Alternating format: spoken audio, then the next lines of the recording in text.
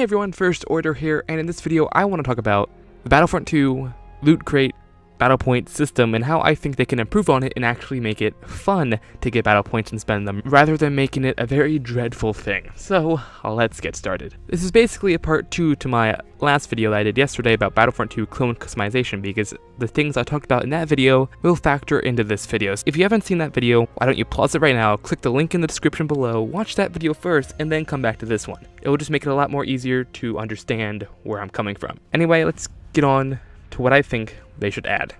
And first, well, is clone markings. I feel like this is a very perfect way to add clone markings into the game.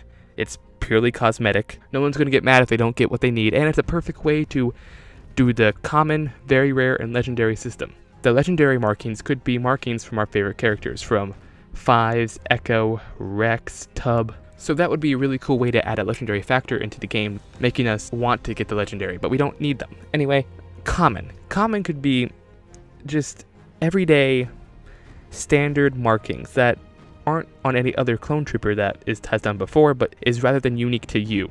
You can choose these. They're not standard, they're not really visually amazing. And then very rare, you could just make the markings a little bit more cooler and a little bit more visually pleasing for your clone. And you can mix match all of these markings to make your clone personalized to you. So instead of just a bunch of nameless shinies, you can have your clone trooper.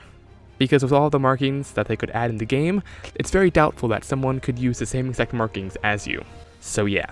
Another thing I want them to add is skins. I talked about this in my other video, again, talking about how they can add a clone officer skin.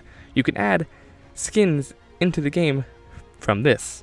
You can add color differences, you can add different helmets, and speaking of helmets, you can add different armor pieces. For example, I don't know the technical term, but like the antenna on your helmet that you use to communicate, you can add that to your assault trooper, your specialist trooper, well, specifically specialist because that probably works the most with that sort of trooper.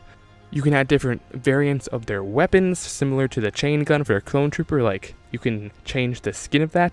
Everything that personalizes your experience just for you, rather than everyone having the same exact thing. I feel like this is a very good way for them to experiment with that idea, making the experience more about you, rather than everyone being the same exact thing. And that's what I want from Battlefront 2. I want me to have a personal experience from Battlefront 2. I want to have stuff that no one else has in the game.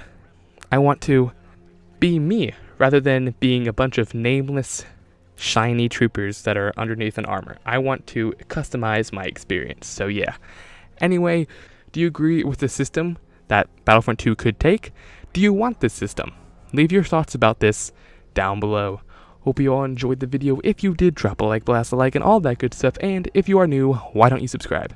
For all things Star Wars, this is the First Order, signing out. Sector is clear. Not clear! Not clear!